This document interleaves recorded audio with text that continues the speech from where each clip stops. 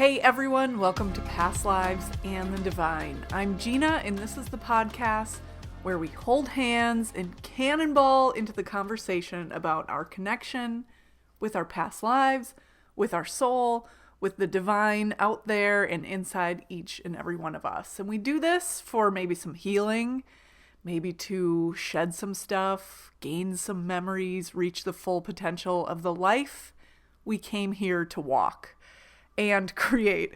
And of course, for a little entertainment. Of course. Okay, in today's episode number 5, we're talking about my past life as what I referred to as a long time as the witch in the woods, which means probably something different to everybody.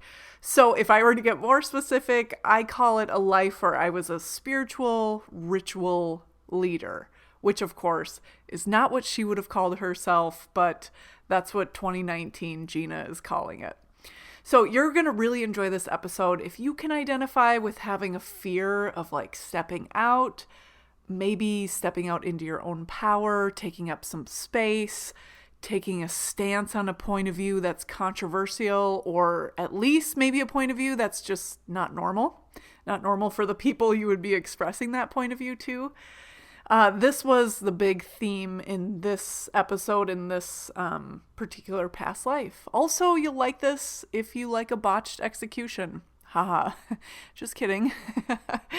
Okay, so trigger warning, there's a not so warm and fuzzy death scene. And as usual, I'll give you a heads up before we get into those details, just in case you're not feeling like listening to it. And it's not super detailed, but it is a little gruesome, and I would rather play it safe. So I'll let you know, I'll give you the heads up for that, so you can always hit like the 30-second skip ahead if you need to. But before we dive into today's episode, just want to give you a heads up. In about 2 weeks, in our next podcast episode, we're talking about my life as Hannah. And if you follow me on Instagram, or you've been to any of my gatherings, or anywhere that I've been playing my crystal bowl around Minneapolis and the surrounding area, you know that her name is Hannah, and I named her after this past life because this past life was really quiet and sweet and enjoyable and just relaxed and full of flow. And I was using my oddball gifts in this past life as Hannah. I was kind of like a hands-on healer. I did kind of like floating massage in the ocean. I don't know what that is. But I was also a palm reader, and I also share some scenes with my current husband, current meaning this life. Not that I plan on switching him up anytime soon. Hopefully not. My husband is in this past life too, so he kind of makes an appearance, which is pretty cool. So I'll let you know when that's released, and I can do that for you by email. You can subscribe at pastlivesandthedivine.com/subscribe and enter your email address there. That's also a great way to share with me what you think about this podcast, because you can just hit reply to the email and say, this is what I thought of this episode. I want to hear your thoughts. So you can go ahead and do that. But today, episode 5, talking about my life as a ritual spiritual leader. Gather around the fire. Let's get into this episode.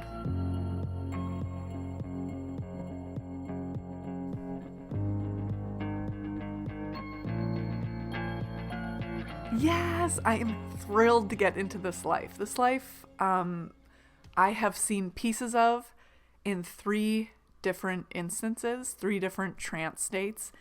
And what I'm going to go over with you today was when it came up in a full-on past life regression, right? Because then I have all the scenes and I can dive in. The first time I saw this life, or a glimpse of this life, was in a group past life regression. So the facilitator was leading us with general cues, and then as a participant in the group past life regression, you're having your own experience, and kind of the facilitator would be like, okay, move forward to the next scene. What's important here? What's here? And it's real general. So I just only got the glimpse of the scene prior to the death scene and the death scene. And so there is a part of this recording, which I'm not going to splice it in, but there's a part of this recording where I'm actually in a past life regression session, the one we're going to go over today. And I go, oh, this is the this is the life that I saw when I was with Madonna. Madonna being one of the instructors I've worked with, and she did a group past life regression that I was a part of. And so I saw it there. And then, as I will talk about a little bit later, I saw this past life death scene or post-death scene in a breath work session that I had done with Amy Koretsky. She does locally around Minneapolis, does some breath work, and whenever I do it, I am just like spontaneously, magically transported to either a past life that I have seen before in a past life regression, or just a space where I'm just like communing with my spirit guides, which is just like so amazing. But in that, when I saw the death scene in this particular life of this witch in the woods, this ritual spiritual leader, when I saw it in a breathwork session or breathwork class, the scene was like overlapped with a different life's death scene, and the lives were kind of similar, and it made sense when I saw it. And I was able to do additional healing there. But I'm not going to get into that because that alone is going to be its own episode because there's a lot to peel back there. So right now we are just diving into this past life regression session that I did about a year ago. It was at the very beginning of October in 2018. And I was just a couple months out from doing hypnosis training, or I guess more than a couple months out. But I had done 2 different trainings and done like 50 hours of kind of intern practicum work with some test clients, and was at a point where it's like, okay, introduce yourself to the world and start doing this work. And I was feeling some resistance to that. It's one thing to feel a little self-conscious about the work that you're doing, work that's like a little on the fringes. I mean, past life regression, most people are like, I understand what past means. I understand what life means. What does regression mean in this sense? And what do they all mean together? And so even if people know what it is, they're like, what is this weird work that you're doing? So for me personally, I was at a time in my life where it was like, okay, you need to cast the net, meet new people so you can get more clients. And I was experiencing some resistance there, and just resistance that I couldn't quite put my finger on, but I knew that it was deeper, and I knew it was deep, and I knew just intuitively, instinctively, I was like, this is something that can be done in a past life regression. And so that's what I did. And so I went into this past life regression with the intention to uncover maybe the source of this fear, have an experience that helps me understand this fear. And I always, on my personal intention statements, always add in there, or something that will just help me along my path of evolution. So maybe I need to see something before I get to the bottom of this fear, but seeing this thing, even though it's not related to that fear, might help me on my journey to the bottom of that fear. So I just create an intention statement with, here's what I want to know. I want to know more about this fear so I can move beyond it. And whether that's a life with the fear or an experience that will lead me to continue to unravel this fear so I can dissolve it, dissipate it, get rid of it. And I offer that up because I am human. And even though I'm super powerful being spirit and human, I do not have the conscious abilities in this human body to know my overarching life plan. And so I always offer it up kind of bigger, like this or whatever, for my highest and greatest good. So that was my general intention for the session. So with that, I was working with my friend Allison, who's the facilitator, and we are lucky enough to really enjoy each other's company and be able to swap services a few times a year. So she was leading this one. And of course, we started with the induction, it's like the guided visualization portion of it, where you get the client, the person in the chair's ability to kind of really relax, quiet, calm down, close down a little bit more their conscious mind, and really open up that subconscious mind. So from there, we went through the induction, and then I was put into a space where I saw the opening scene of this life. I'm standing in a circle made of rocks, and I'm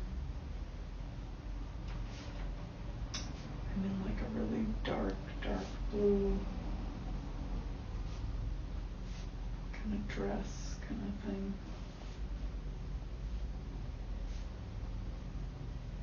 I have long reddish hair and wearing kind of brown shoes.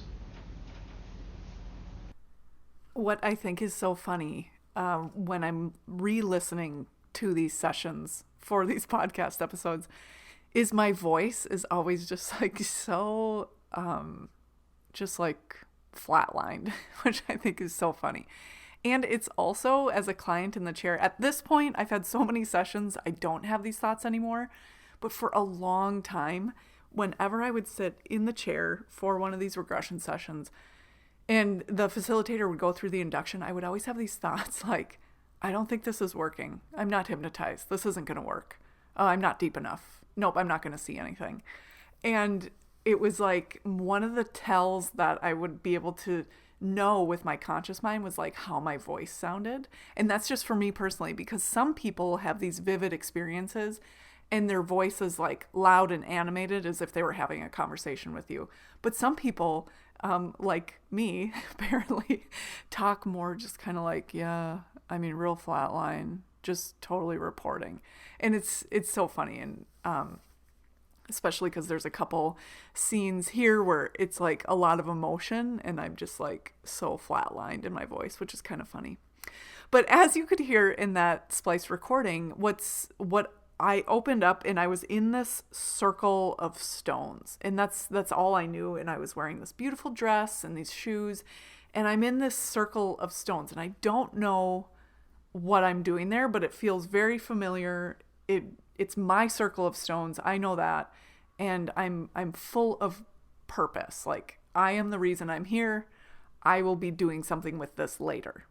And to really set the scene, in addition to the big blue dress I was wearing and the shoes and the big kind of more red than brown, but reddish brown hair, was the fact that this was set sometime in the 1200s. Allison had asked me, what time period is this? Do you get a year? And it was just 1200s. And at first when she asked me, where are you? I was just seeing a lot of like green. And for whatever reason, I was feeling maybe Ireland. But then after a few scenes, it became very clear that I was in France. So France, 1200s, doing something in the woods. And Allison asked, what are you doing in the woods? And with that question, then I was able to kind of be quiet for a little while, maybe like a couple minutes, and just really lean into that scene and feel like what is going on. Got these rocks kind of set up in a formation. I'm doing something in the middle of them. But I keep like looking up towards the sky. Doing some kind of ritual.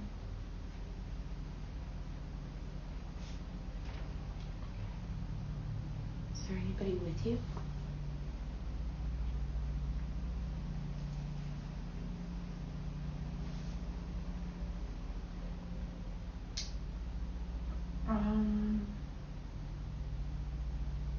No, but I get the sense there will be. Like I'm preparing for people to come. Move ahead a little bit. Go forward just a little bit to when the people come.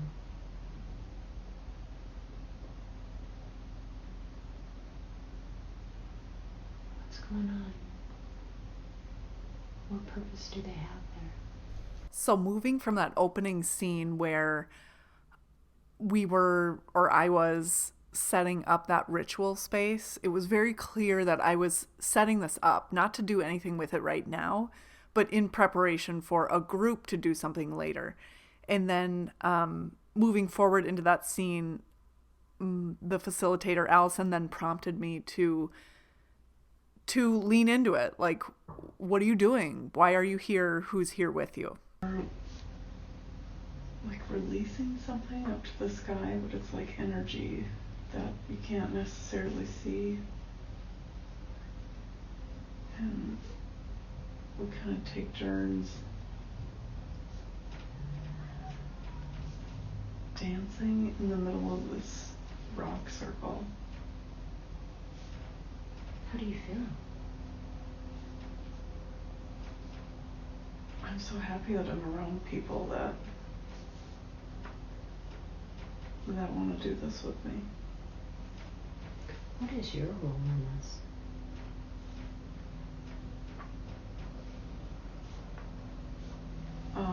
It was my idea to come here, but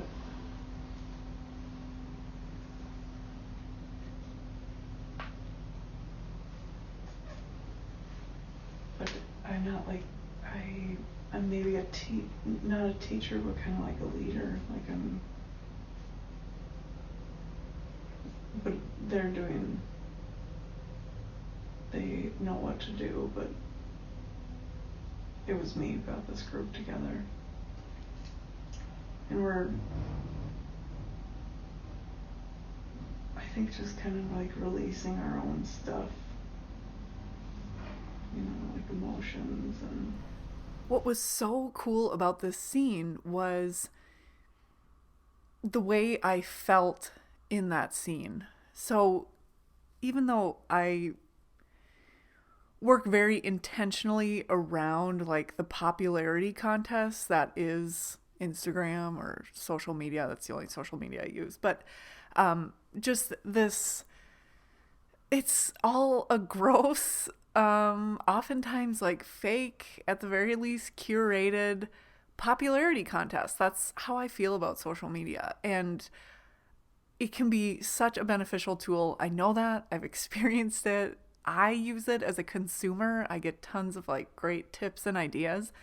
But at the end of the day, it is set up to be like addictive and set up so we all kind of learn and play the game of like how to become more popular.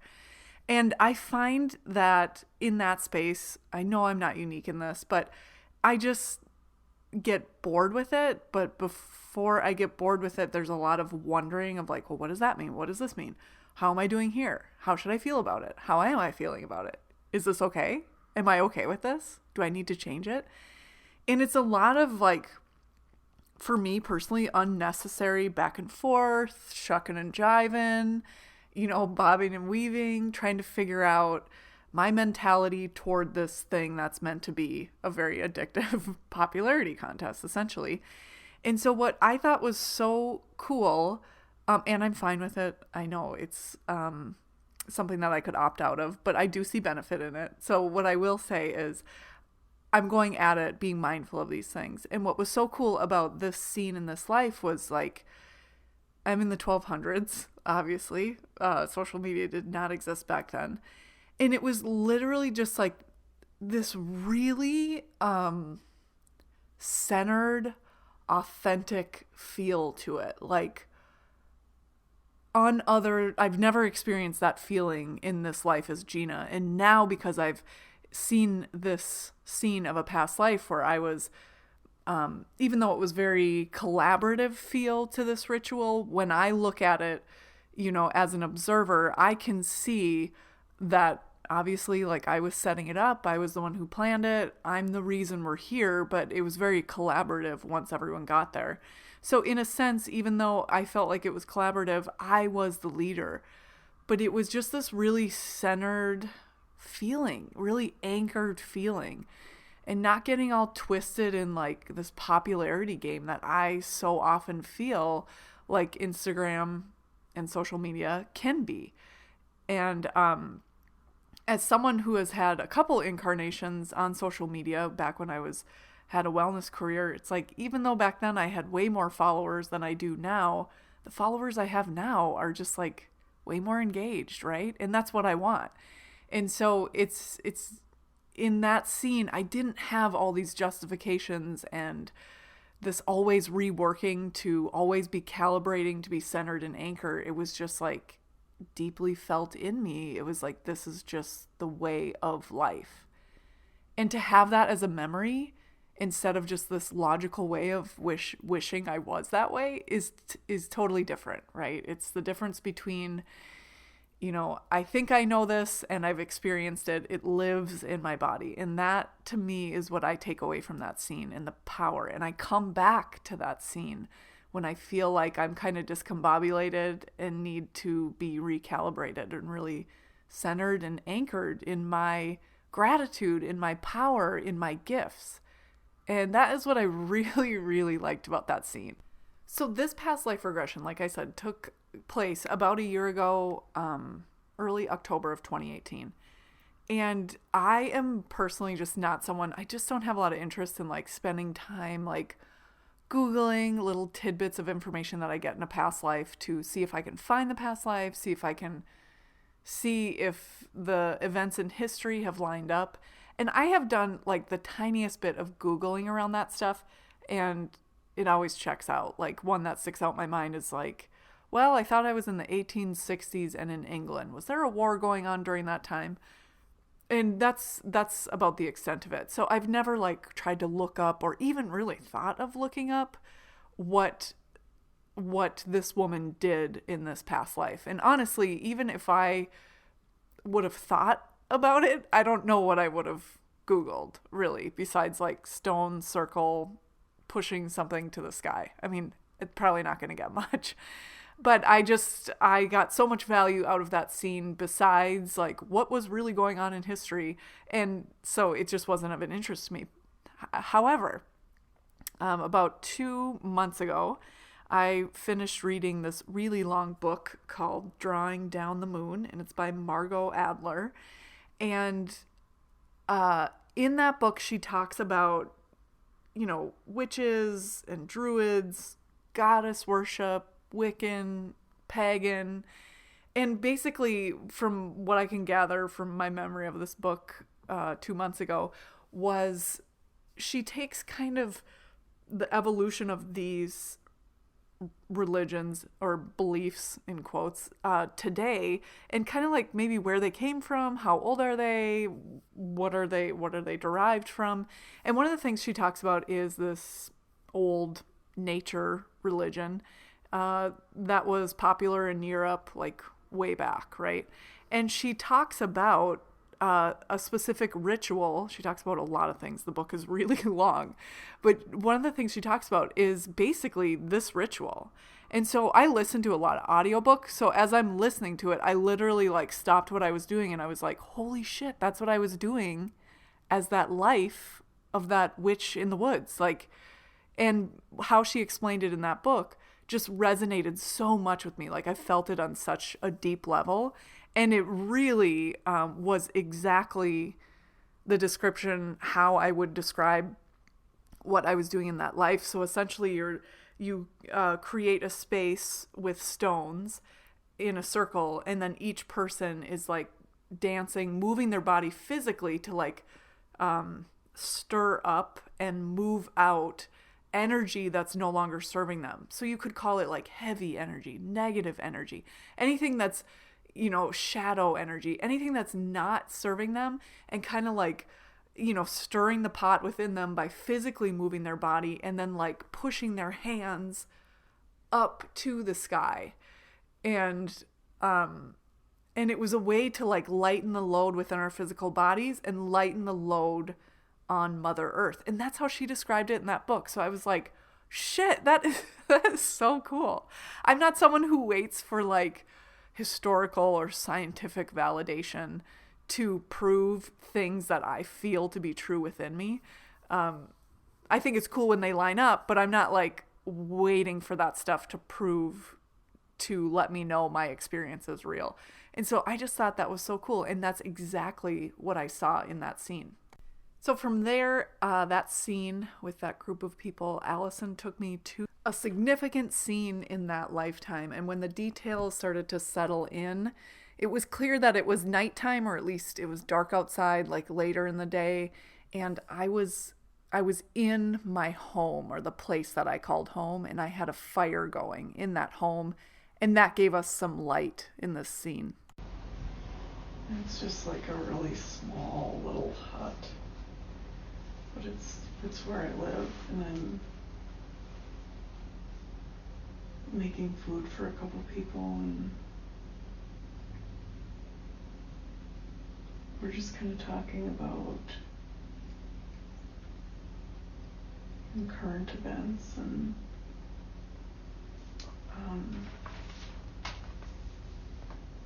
something about what's going on politically, or that's not the words they use, but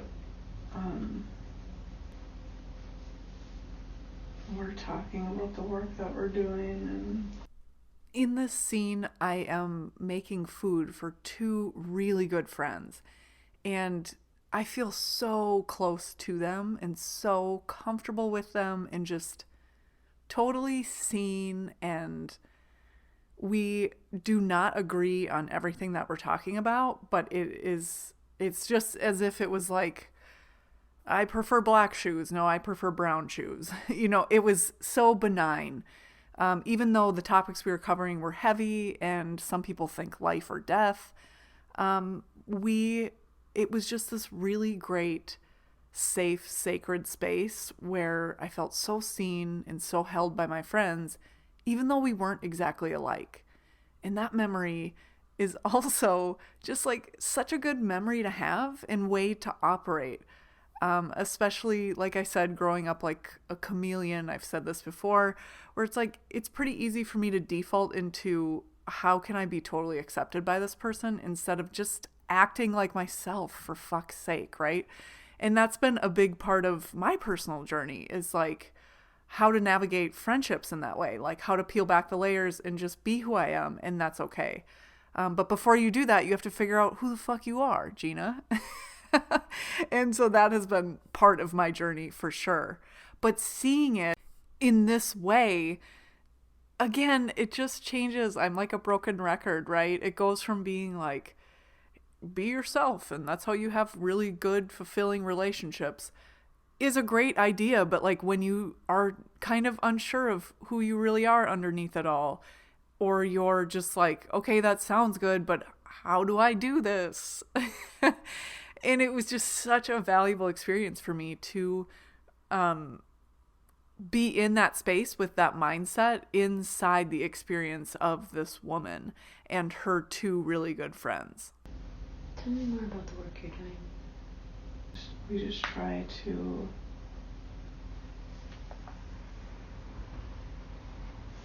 live in a way that doesn't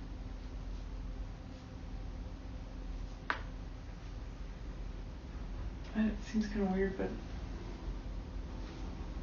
like they don't want to make a big impact on the earth, even back then. And living in this, or working in this space of trying to lighten the load on earth, was really a devotional thing. It was like a form of worship. I don't think earth was like a god, but it was really just living in community, being of service to the earth, just kind of like helping her out. Like, hey, you provide a lot for us, and we're going to try to help lighten the load. And that sense of service or devotional offering of lightening the load on the earth was really the reason for our rituals and the kind of gatherings that we would do. And I don't get the sense that that was the only thing that we did, but that was maybe like where it started or was at the center of it.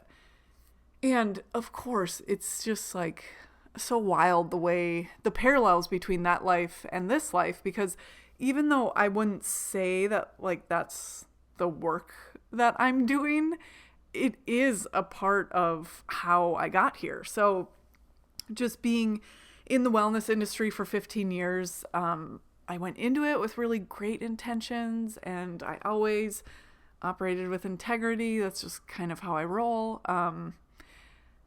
But toward the end of my career, I started to see more and more and kind of have the veil lifted and thinned out more and more. And it was essentially a big reason for the unraveling and the quitting of my wellness career was like, yes, I have good intentions, but it's that piece about like, what are my intentions and what's the actual impact, right? Like I can have all the good intentions in the world, but if I truly have those good intentions and the impact is shit, or the impact is like out of alignment with my intentions, then the intentions don't matter, right? Like the impact has to be positive. So what I was starting to see was like the fitness industry, the wellness industry, really from my perspective in working with organizations and employers, helping their employees become healthier, helping in quotes. This is part of a really long story I could talk a lot about, but just like the fitness industry, all of that makes its money off people trying and failing and trying and failing and trying and failing. And I just came to the conclusion over the course of, I think, 3 or 4 years, where I was intentionally looking like, is this really making the positive impact I think it should, or my intentions say it will?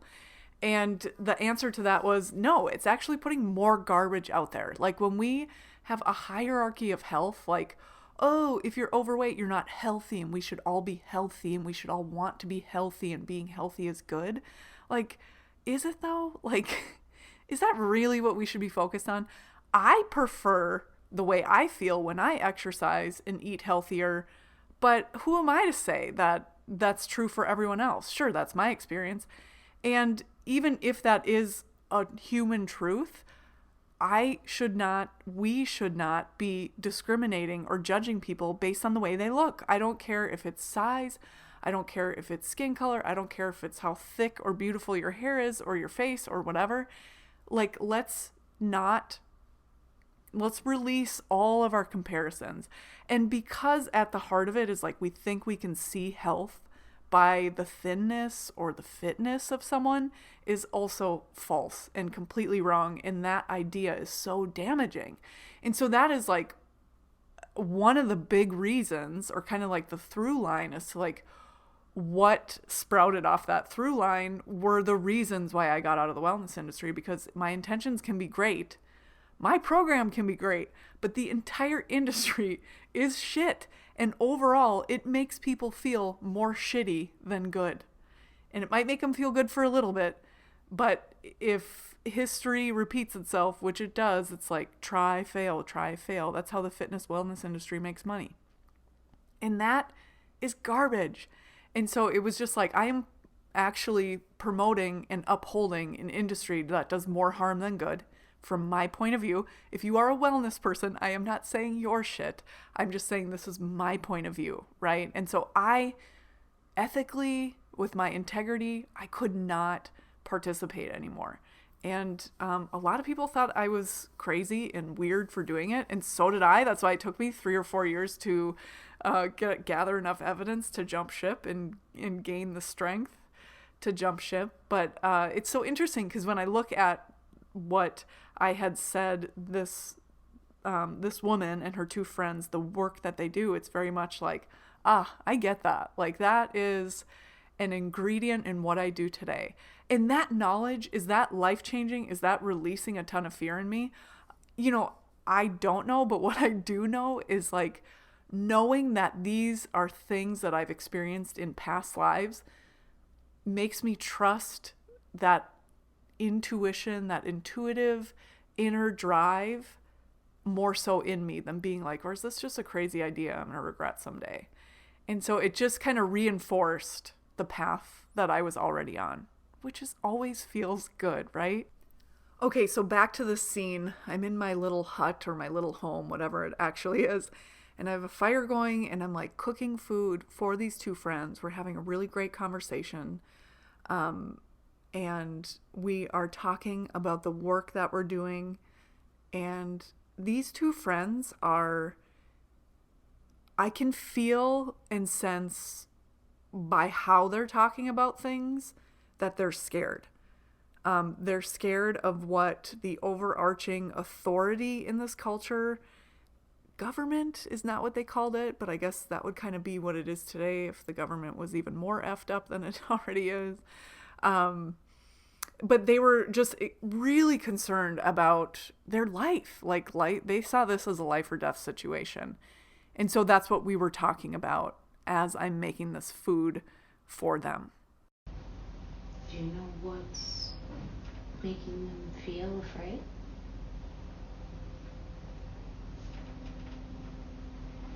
yeah, like, it's not the government, but kind of the government doesn't like it. People like us doing this kind of thing. But I just have the feeling like, how would they even know what we do? We're so far in the country, and we're so far. We're a pretty small group. So I'm not really worried about it. But they are. I mean, I don't mind. I like talking to them. What's so great about this podcast is not only talking to you all about this and hearing your reactions to it and your questions about it, but also that I get to go through again and listen to it and be like, oh yeah, that's a thing. Oh yeah, that's a thing. And it's so valuable when I like relook at the notes or re-listen to the actual recording, which is why I give all my clients the notes and the recording in case they ever want to do it in a month, in 10 years, whenever they want to do it, because you have that ability to see in hindsight now. And in listening to this and just kind of reflecting back on the last year, it was like, I don't think it was not intentional. It was not an intention or a goal of the session. But this little scene just really sticks out to me where I'm having this conversation with my friends. And it was so great because like the calm, centered, anchoredness, openness, confident, I don't know if that's the right word, but authentic way I felt with these friends was so powerful. And I know and I can see that has been an added, warm, welcoming layer into my friendships in the last year. And I don't know what else could have happened, growth in other areas, sure. But when I look at this, I think like, yeah. I have more of that in my relationships today than I ever have. And I think about this life as this woman a lot. And it is one of the lives that I think about when I'm feeling fearful, doubtful. I can get real self-doubty and fatalistic. And it is one of the lives that I think about a lot when I am in a space where I am feeling fear and I need some courage, or feeling self-doubt and I need a reminder to like, where's my center? Where's my anchor? And it has come, coincidence or not, I don't think it's coincidence, but that I see a change ever so slightly. I don't even know if my friends see a change, but I feel a change in how I am, how I be in my relationships with friends. And it feels a lot more like this. And also, it's a good reminder for the work I have to do, because I think it's super easy to have more relationships where the people have the same point of view as you, especially on like real sticky topics, right? Like anything politically or anything around money, all of these things. A lot of times just by default or for other reasons, we have friends that are like an echo chamber to us. And when I have conversations with people who I love and love being around, and they have a different point of view for me, especially like, say, around things that I feel like are really, really impactful, like politics or, the state of like the racism and the prejudice in this country right now. And it's really hard for me to remain centered, authentic, loving, open. It's something I have to work really hard at. And honestly, like I project that is my hope, but I do not feel that way on the inside. It's just like, God damn it, why would they think like that? And I know enough about humans and human behavior to know that everyone is just doing the best that they can. But this was also a lesson in, and here's what it looks like and feels like to have conversations about really important life or death things with people who you disagree with. And here's what it feels like on the inside if you're like calm and confident and anchored and aligned and just in your power and open and loving. And that was so powerful to experience. And I say that now, but I want you to know that that is something that I'm seeing in hindsight. So I don't know if I would have remembered that or been able to connect those dots of the change that I've had leaning more toward that in my relationships with people who I share a life with or overlap a life with, whether it's a friend or a family or someone who I'm, just kind of like parallel. They're in the same field as me. We have conversations. And it's cool. And thank you for listening, because now I get to go through this. It's like my own freaking therapy session again. So thanks for listening. Okay, back to this scene where we are having these conversations about the work we're doing, about the kind of the politics, the environment, with me and my two friends. Someone's banging on my door. And then they come in and they want to know they think I have something. They think the food I'm cooking is, because it's kind of in a cast iron pot, they think it's something to do with our rituals, but it's not. It's just food we're gonna eat.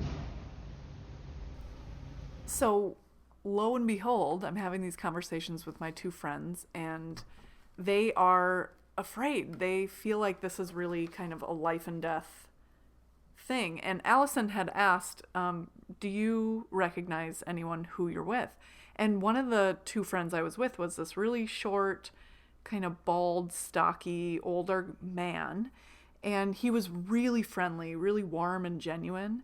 And I don't know if he's in this life with me right now, but it was maybe a familiar energy that I can't place.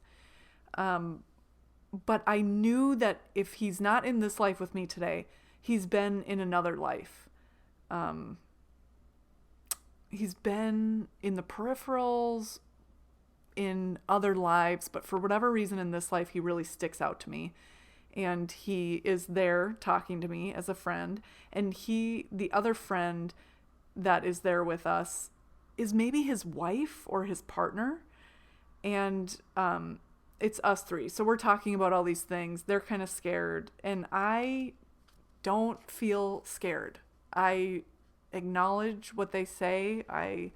Like I mentioned before, I'm just like super open and centered and passionately disagree with them, but I have no ill will, have no negative agitation or frustration within me. And so they're not really afraid of the government, but they are afraid of if, whoever is in charge in that time, that they're not going to like that the work we're doing. Like other people have been getting in trouble for doing similar work or doing this work. And for me in that scene, I was just thinking, how would they even know what we're doing? We're so far out in the wilderness or the country, removed from a lot of civilization. We're a pretty small group. I don't really worry about it. It's not something I worry about. I wouldn't bet that anyone's going to figure out what we're doing. And in my mind, it's such important work that even if I thought that, I would still do the work. And then lo and behold, someone's knocking on the door, and that's the scene that you just heard. And in this scene, when they're knocking on the door, they come in, and really the focus is on like the pot of food that I'm making. It's kind of like this cast iron pot. And they think it's something for our rituals. And they're like, oh, for whatever reason, they might be able to, pin this on me. That I am this ritual group leader based on what's in this cast iron pot. But luckily, I was making a stew that was really common in that area. Like if you spent any time in that area, you had that stew before. And so it was literally like one taste of that stew and they were like, you're right. Okay, we're leaving. And then they left. So these two were like soldiers, maybe some sort of agent for the government or the king, probably is more like it.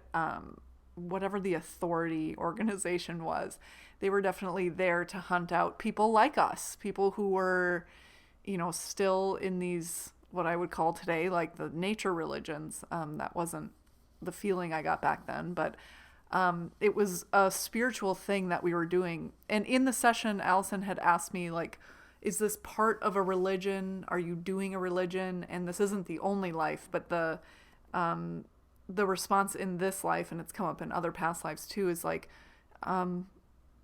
no religion. It's like real confusion, like question marks around the word religion. And it's like, it's just earth.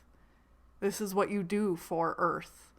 And it was just like this really strong, like, this is just what you do. This is for earth. This is how you live.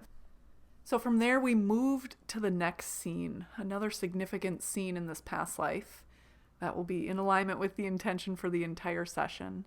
And in this past scene, I was back at the, it was a ritual circle, but it was different because there were other people there who were interested in it, but had never done it before. I think I've just got, people are sitting kind of like on rocks and logs, and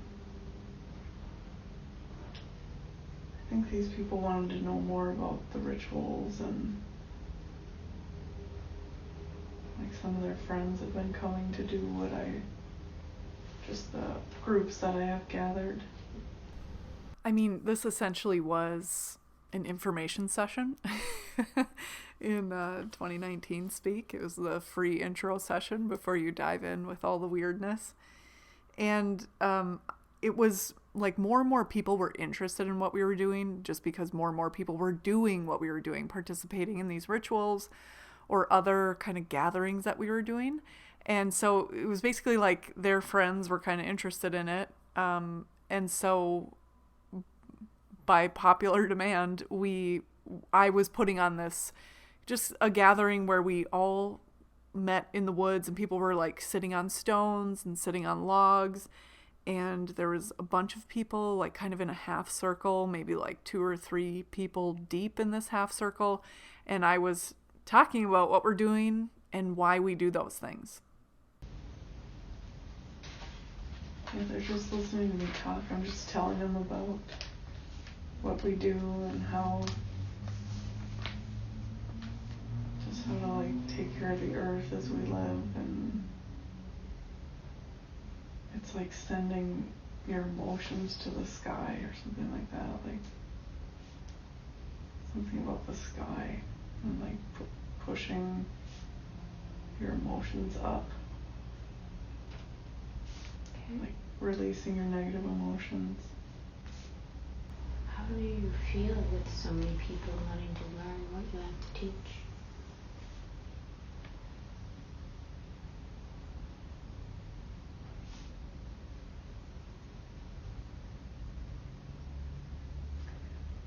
I don't mind it. I don't have a big ego about it. I think it's cool that they want to learn.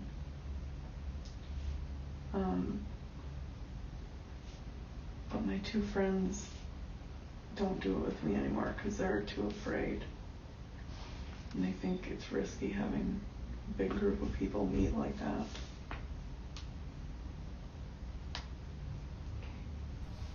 So those 2 friends in the previous scene where I was making them some food and we were having a conversation, they had since stopped doing this work. And so it seemed like they were maybe kind of like my 2 main people who helped me with it, or they were doing the same work and we would partner. I'm not really sure, but they made the choice to stop doing the work. They still believed in it. They still did it themselves, like rituals, just those 2. They were still in alignment with the work, but not the risk of being really proud and loud about it. And so knowing that, Allison asked me to look around of the people who were there at this information session, for lack of a better word, and was anyone familiar or did anyone stick out? And there was one person who stuck out. There's someone in the group though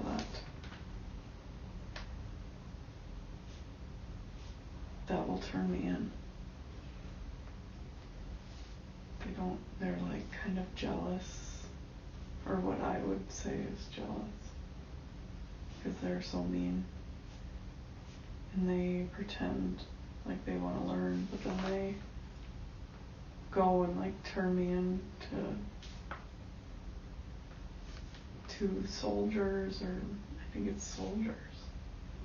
who don't like the work I'm doing. And I think I know who this person is in my life today.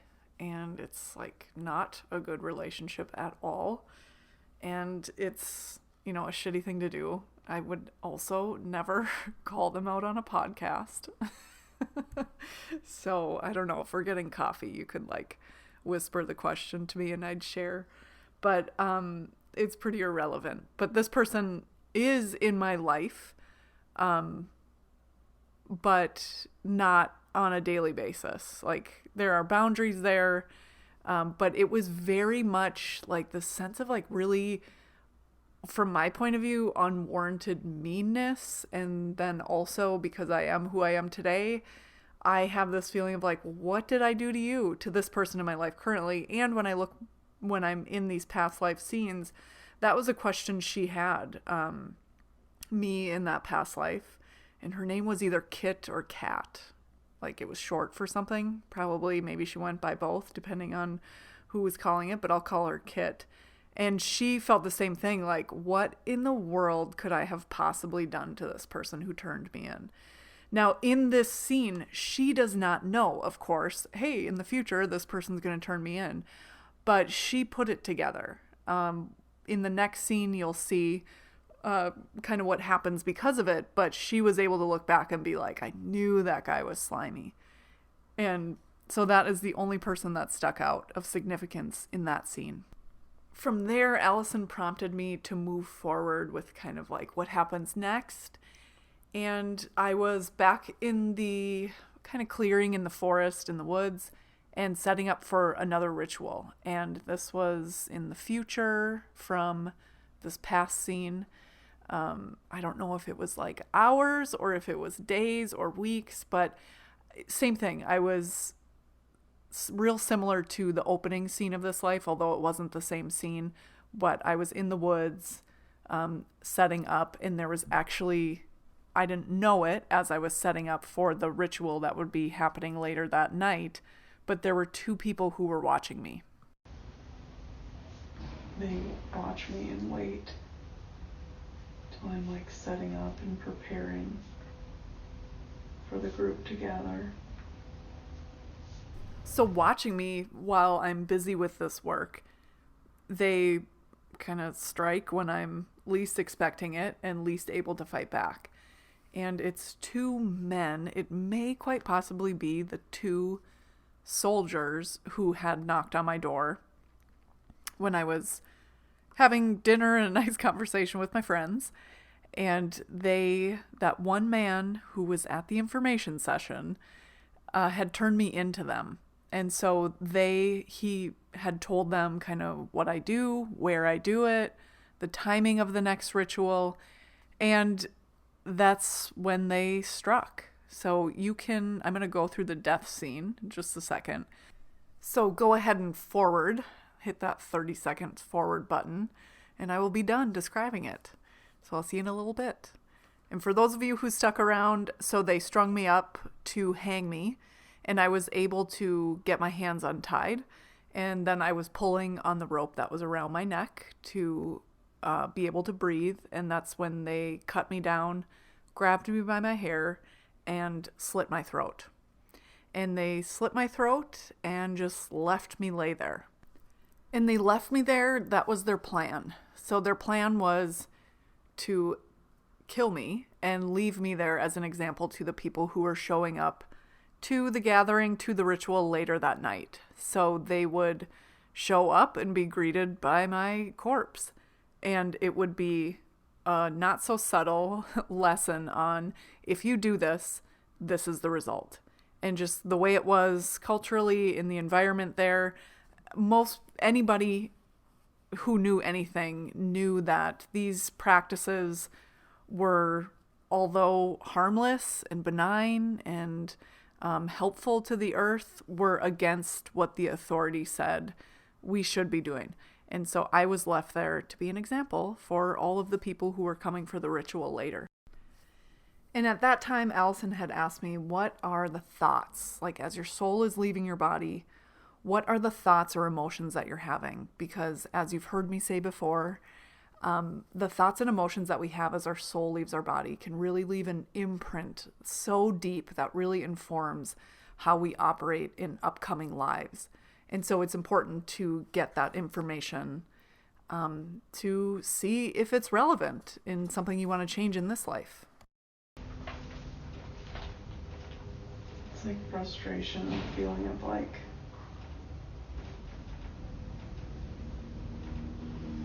they're so fearful they're so fearful that anyone like them needs to be eliminated, and that's really frustrating to me because I don't have a problem with them. And they're different from me, and I'm fine with that. But so it just makes me angry, makes me frustrated. Like there's always people out there that have got a problem with the way I'm living or working or being, and it's like they win. It's like they're louder, they're more powerful, they have more people and more money. And so even if I wanted to fight back and be fearful, I couldn't. And I know that they're making an example out of me because I know that they left my body there so that when people gather for the class, they can see my body there. And so it's like they're ruining it for them too, and that makes me mad. I was so pissed that I knew they were using my dead body as a way to scare these people who were coming to the ritual that night.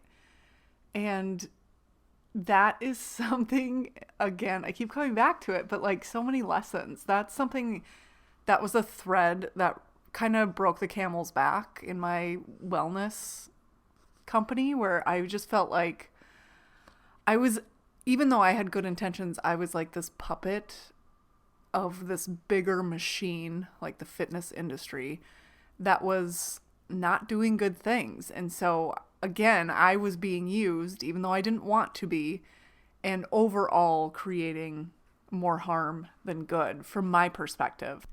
And that's an insight that I got re-listening to this recording and just kind of reflecting on the last year since the recording. And I thought that was so interesting. And then also that part of the lesson where I had said they're louder, they're more powerful, they have more people, they have more money. And so even if I wanted to fight back and be fearful, it would be a waste because I could never win against them. And that is a thread that I see. I can, for example, like be a competitive person, but when I think like there's no way I'm going to win, it's just a way for me to not even try. And it's so hard to put into words because that might just be one facet of it, but just that thought of like, there's something bigger at play and there's no way I could get around it. And I know that is where fear comes from. In some situations, I've got a lot of fear. I've got a lot of baggage that I'm working through. But that is one of the ways that it comes through for sure. And just having that be illuminated, having that be brought from the subconscious mind to the conscious mind makes me go, oh, that's what it is. So when that thread or that kind of fabric of an issue comes up, I can point to it and say, but that's not really true. That's not really the world I live in. Like there's no big organization that's against me. And so as odd as that sounds, just knowing that truth helps relieve a lot of resistance and fear within me. And then in any past life, and especially one that ends like this, like trauma to the body, and, pretty strong feelings of like anger and frustration on the way out of the body. Not only a past life like that, but any past life. You want to see, is there any physical, mental, spiritual residues that the client, me in this case, is holding onto from that life that is no longer serving me? Even if there was a life where it served me, if it's not serving me anymore, is that something we can let go of? And then we move through There are many different techniques to move that out of the body, out of the mind, out of the spirit. Do you feel that anger, that frustration, or anything residually in your current body that needs to be removed or healed or found? It's in my chest and my shoulders and my neck. Chest, shoulders, neck, that is like where I feel all of my anxiety, all of my anger, all of my rage. That is where I feel it.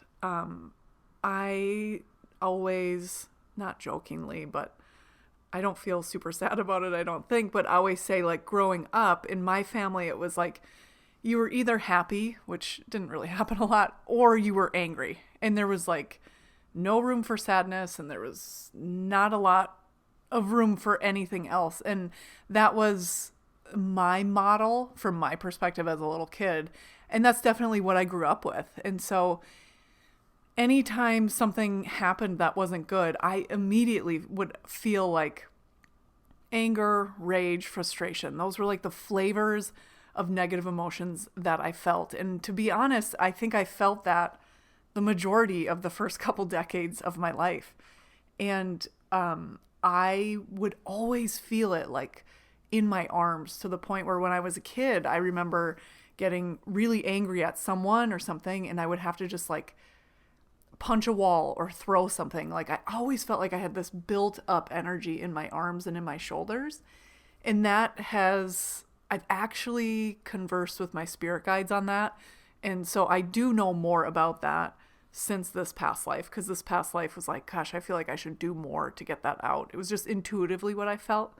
And so I dug a little bit more into it. But also, anytime I would be fearful or uncomfortable, or I would feel a lot of constriction in my throat. If I was like supposed to have a difficult conversation or anything like that, I would used to feel so much constriction and almost like this dull pain in my throat. And this is not the only life that has given me like the physical residues, the kind of spiritual energetic imprint of like trauma to my neck area. And so even though this one didn't relieve it completely or wasn't the only source of it, it always helps to get in there and relieve it and understand more of it and peel back more layers and dissolve what you can. And so this was definitely one of those lives where I was carrying that imprint that still affected me today. So reflecting on the last year, I would say especially like the discomfort and the constriction and like the tight pain, kind of dull ache in my neck that I would get sometimes in my neck and throat area has almost completely gone away in the last year. And I know it's the healing from this life and a couple other past lives that I've had. So that is just a welcome change. So during the session, knowing all this, then Allison prompted me to begin to release those energetic residues within my mind, my physical body, my spirit, to help to relieve that pain, move out any of that stagnant energy, which might be then, giving biofeedback to the brain that says, there's more to be angry about, there's more to be anxious about. And on the recording, it was actually a solid, just a little bit over, but a solid 5 minutes of me breathing and moving that out. And I've talked about this before. This is a really common one that my mind just goes to, but I envision these feelings a lot of times, especially when it's like anger and rage, I envision it as like almost like this shiny shrapnel that's like almost kind of the color of like hematite, where it's like a grayish, but it's shiny and it's spread all throughout a particular area in my body. And then I use my breath or sometimes a big magnet to pull it out. And then you do like bringing in healing light or bringing in healing energy or a vibration or a frequency to then fill those areas with positive emotions, whether it's just basic positive emotion like love or gratitude or joy, or if there's something specific that the client is looking for, you can then take that and say, okay, now we're going to put that confidence, authenticity, alignment, anchoring into your body so you feel that. So you no longer have that fear, that anger, that sadness, and you now have that positive emotion. So after working through that, moving that residue out of my physical body, then Allison brought me to that safe spiritual space where you can get guidance. You can get guidance from your higher self, from someone else, maybe a well ancestor or a loved one who's passed on. Emphasis on well, or a spirit guide or an angel. And this is where those insights can come in. So if you want to know more about this, you can check out episode 3, where I talk about the anatomy of a session and all the different things that could go on in this space. But one of the things Allison and I had been talking about before the session was, she said, her and I have done a lot of work together. She's facilitated a lot of sessions where I've actually had a lot of contact with 2 of my spirit guides. And those were the only 2 I knew of at the time. And she is real intuitive, real psychic, which is so fun to have a friend like that. And I just think she's so cool for other reasons. But she was just like, I can see like something else around you, and it's a feminine energy, not a masculine energy, which the other 2 spirit guides are more masculine. Not super masculine, but they're, if I were to say, are they man or woman, I would pick more towards the man, but they're definitely not necessarily binary like that. And so we went into that space and talked about like the reasons for having this life, but through the vein of, if there's a spirit guide who wants to come through and give that information. So it took a little bit, but my spirit guide Sasha came through. So first came through as this really like whirly, swirly, really kind, open, yet super just like badass, fierce energy. And she had like really, really bright, like fire red hair, big curly hair, and it was almost like she was in her own kind of cyclone, like the way her dress, I guess for lack of a better word, was moving, the way her hair was moving. And as I moved close, it was like I could feel that cyclone wind, and it was like she just like enveloped me into this like such an amazing, like loving, beautiful, safe, affirming, validating hug. And it was just like the calm in the middle of the storm. Excuse me. And she, like my other spirit guides and anyone else who I've led in a session where they actually have their spirit guide revealed to them, I can always tell when they make contact with their spirit guide, because it's like our human bodies just don't even know what to do besides like overflow. And there's always tears. And it's just, if you can think of the person who you feel like loves you the most and just like crank up that dial, it is the most just highest, most beautiful, most potent form of like unconditional love. It's unearthly. We do not feel this love. We lack the ability with our human bodies to give and receive this kind of love here on earth. But as spirits, we can do that. So we're spirit and human. I think the human body, kind of dampens down our abilities a little bit as a spirit.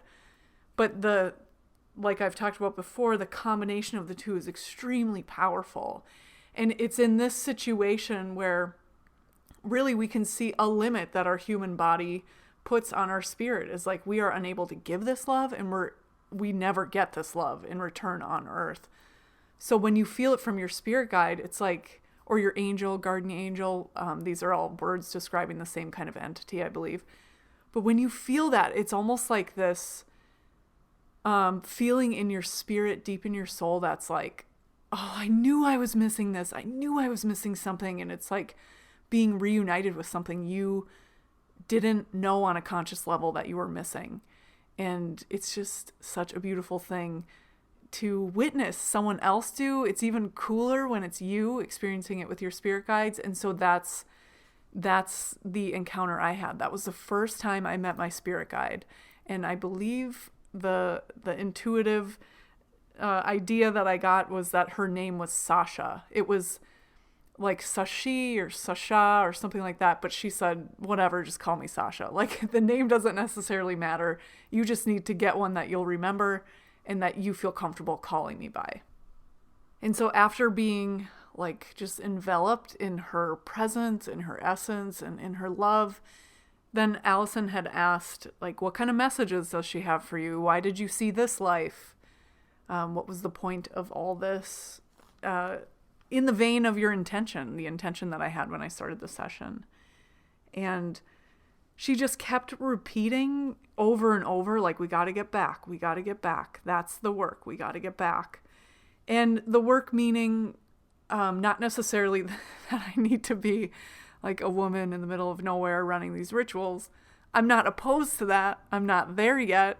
I'm open to whatever path. But it was just like, the vessel that it takes doesn't matter. Like, it doesn't matter if you live in the city or in the country. It doesn't matter if your group is big or small. You just need to be doing this work. And the work was really, helping people get in touch with their own power. And then with that power, either relying on other people's expertise while staying in their power, not giving their power away, but like partnering with other, I hate to use the word experts. I hate that word, but like partnering with other people who maybe have other specialties, whether it's a doctor or a therapist or a hypnotist or a breathwork person or an acupuncture person or a chiropractor, whatever you need, a coach, a personal trainer, but using your power to say, this is the help that I need and I can't give myself this help. And so I'm going to partner with someone else. And it's really just like awakening that power within people so they can lighten their load. And so it's kind of two parts, like helping them access their power, and then from there helping them kind of lighten their own load and facilitating situations and sessions where more and more people can do this. Helping people use the earth to feel better and helping people use ritual to release pent-up energy or negative emotions, and being a space where people can come and have conversations and like indulge in their intuition and their psychic abilities, and have it be a space where people will be different and be varied, but everyone's accepted. And everyone's kind of there to learn and to lead. And she also said that the work would start out being mainly for, or really only for, women, and then eventually it would grow to include men or more men. But then it was just, she was just basically like, none of that matters right now. It's just do the work. Like, don't get caught up in, get caught up in things like, well, I got to make sure I have the right insurance and what waivers do I need people to sign for a session, like legal stuff. But once you get through all that, like, really focus on actually doing the work, not the stuff like, try to get followers and then try to get those followers to do different things, on social media, or try to make it look bigger and shinier than it is. It was just really like, you just got to do the work. Like, that's where you're going to be happy. This is your makeup. This is what you are made to do. And she even kind of scoffed at the word work. Like, this isn't, yes, people call it work today, but this is just like who you are. And these are your gifts. And you're on earth to use your gifts. And for you, that means you can exchange money for it. This isn't always the case. You don't have to be, it's not like the only way you're going to be happy is if you figure out what your gifts are and then turn that into your full-time job. It's just, we are all happier when we're using our gifts. And you might go to a job that you don't really care about or don't particularly like, but it gives you money, and money is needed in this society. And then you have the ability to share your gifts, use your gifts, give away your gifts outside of that job. So it was just very much like part of the point on earth is like learning lessons, fuck up, learn a lesson, move on, do better, fuck up, learn a lesson, move on, do better. But also get to know yourself, get to know your gifts, what lights you up, what are you good at, what could you share with other people, and then do that. And it's not like you're winning at the game of earth if you can do that as your full-time job. That's not the point. It's just to get to know yourself and then use those gifts. And it was so strong, her kind of distaste for the word work, like this is my work, that I can almost sometimes when I talk about it, when I say this is my work or whatever, it's almost like I can feel / see her kind of rolling her eyes like, well, it's not really your work. Like, it's who you are and you're here to express it, which I just think is such a cool way to look at it. And for me personally, it helps me to not take it personally, because one of my lessons in my life is like not equating my self-worth to external things that other people can see, and trying to control that. And so instead being like, know that you're worthy, know that these are your gifts. And then if other people acknowledge it, that's great. But it doesn't change the fact whether these are your gifts or not, which helps me so much to get back into an alignment, a space where I'm not kind of competing and playing the popularity game of like social media. And Allison, who facilitated this session, facilitates like I do. Like a lot of times she just naturally digs a little deeper in these spaces. So because my intention for the session was really around specifically fear that was creating resistance, and learning that fear and how to deal with that fear, clearly from everything I've explained and everything you've heard in this podcast, you can see like, oh, I can see like where this fear would come from, where this resistance would come from. Whether it's rational or irrational, it doesn't matter to our subconscious mind. It still affects our behavior and our emotions. So she dug a little bit deeper and asked, how does Gina handle this fear? Like if this fear is there and we've released this fear, but if it were to come up again, because this seems pretty heavy and probably multi-layered, more than one lifetime contributing to these fears, how does she deal with that? She said sometimes fear is a reason to not do something, but that's not the case right now. Like in the past, it's been tied to things that I shouldn't do, but with this is fear in this case is part of the process and the education and the evolution. I thought that was such great insight, because it was like, I remember having thoughts of like, but if this is evoking fear, should I really be doing it, right? Like we always hear, if you're presented with an opportunity and it's a hell yes, then go for it. And if it's a no or not a hell yes, then don't go for it. But sometimes I just don't know, like, is this fear of growth and expansion? Or is this a fear of something that I really, truly don't want? Like I said before in this episode, when it's like, just be yourself. It's like, well, who the fuck is that? Like, that has been part of my life's work, is like figuring out, well, who that is. And so just having that clarification of like, yes, this will seem scary to you at times, but in the vein of this work, that fear that you're feeling, still to push through, and that there has never been a safer time to, these are not her words, but to do work that's fucking weird to most people. And it was like, look, you're not going to get killed because of this. The fear that you have coming up in terms of speaking out or being proud of what you do and talking openly to crowds who you don't know who's in that crowd, like, you're not going to die. So if that fear comes up, it's actually part of your evolution to not stuff down that fear, but like, how can you release that fear? How can you ask that fear the questions to get it to move on, right? Like, what is this fear? what is it trying to teach me? What is it trying to keep me safe from? And then I can determine whether that's logical or not, or in alignment with where I'm going or where I want to go or not. And just looking at it the way she had presented it was just like, oh God, yeah, it just really struck a chord with me.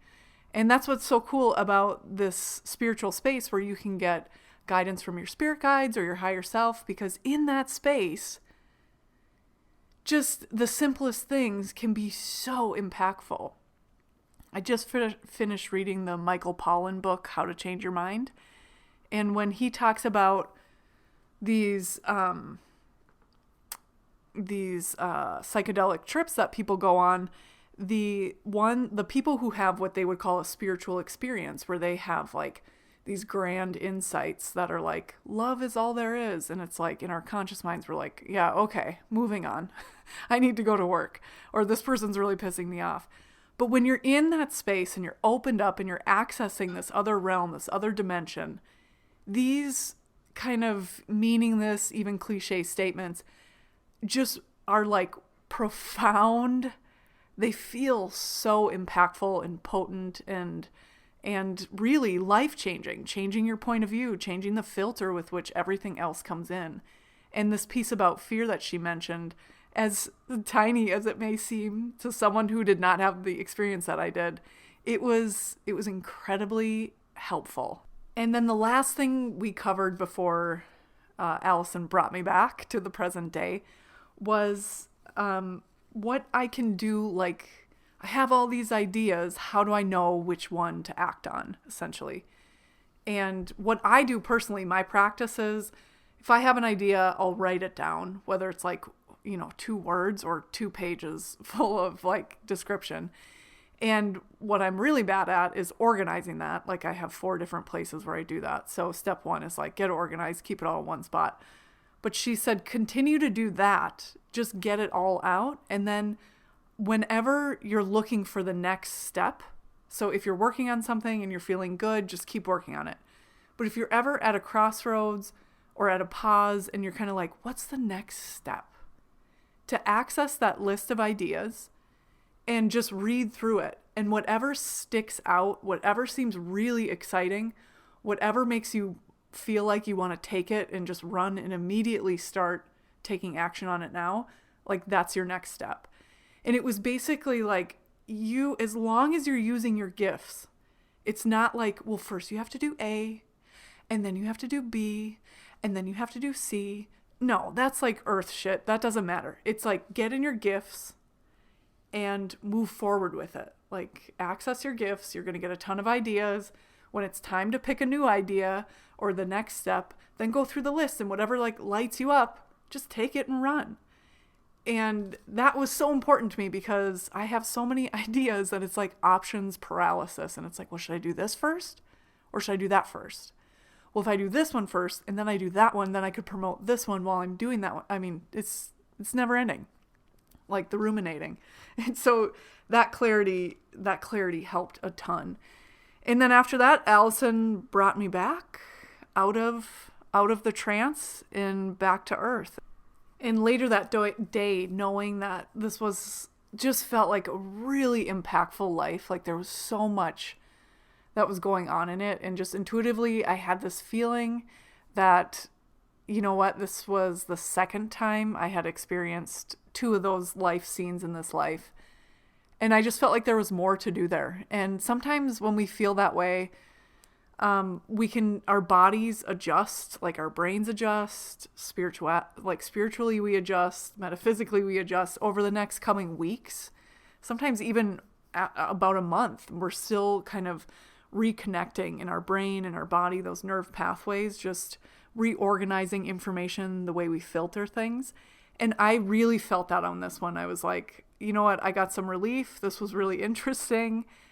I know there's more to do here. And since then, as I mentioned before, I have experienced this death scene in a breathwork session. So it was like months later, I think maybe almost 6 months later, I was doing a breathwork class, and you get into a trance state, and I spontaneously relived this, not the death, but the death scene post-death. and it kind of overlapped with another life. So I'll break that down, I don't know, in a month or two. I have other ideas for episodes that are on deck. But once I do that, you'll get to hear even more hear even more about the learnings from this life, because I'm certain I'm not done with it. I'm certain things are still brewing. And that breathwork session was so cool because I not only got to release a little bit more, but I even got back what I believe is like when we go through a lot of trauma, sometimes like almost like shards of our soul, abilities that we have or emotions or like connections between those things can get lost. And I got some of that back. So it's a pretty cool story, but that in and of itself is an episode. So that is it for today. That is our episode today. Thank you so much for tuning in.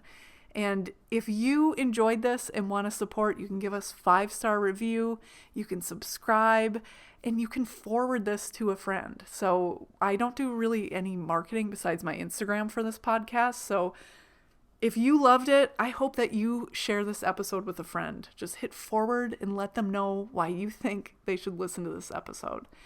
So thanks again for listening and being open to the power of your past lives and all of our eternal soul experiences while we walk this earth together. As always, take anything from this episode that makes you feel better and just walk on by the rest.